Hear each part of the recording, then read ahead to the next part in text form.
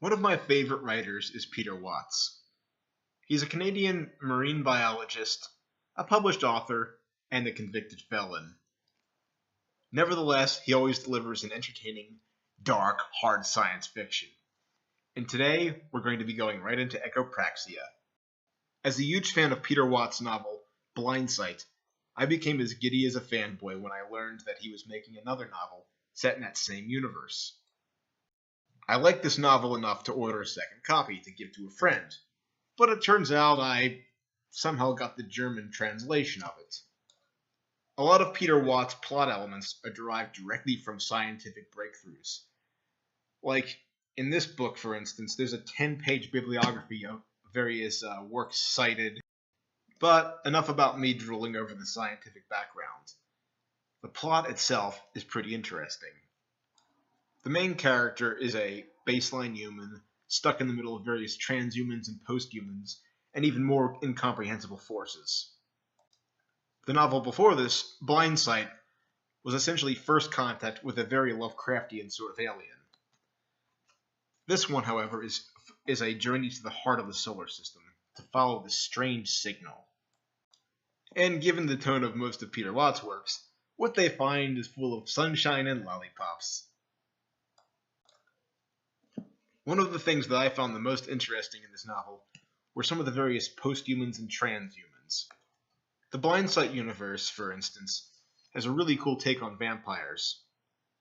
They're actually a sort of long-lost hominid cousin of humanity that preys on baseline humans, and actually has fatal seizures whenever they see something with right angles.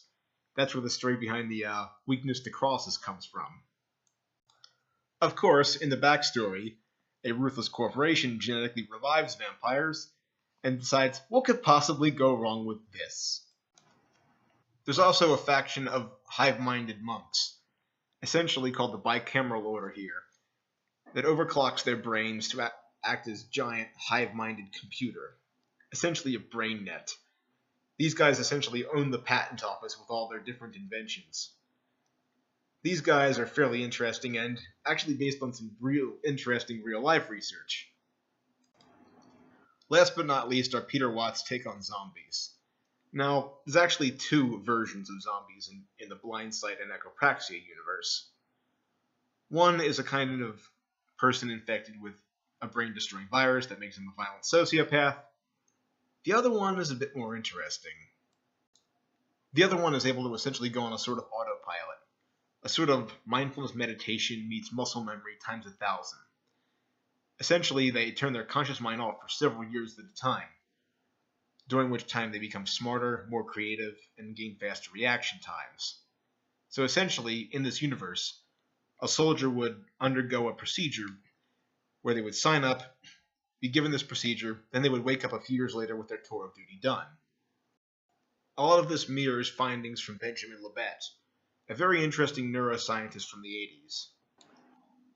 So, the main character is essentially a baseline human, a biologist, who gets stuck with the bicameral order as they're flying on a spaceship all the way to the center of the solar system, and the people he's got with him are a rogue vampire and a squad of zombie bodyguards who are just kind of hovering in the background somewhere, a soldier who's able to turn himself zombie and non-zombie off at will, and a couple of pilots with their own agendas.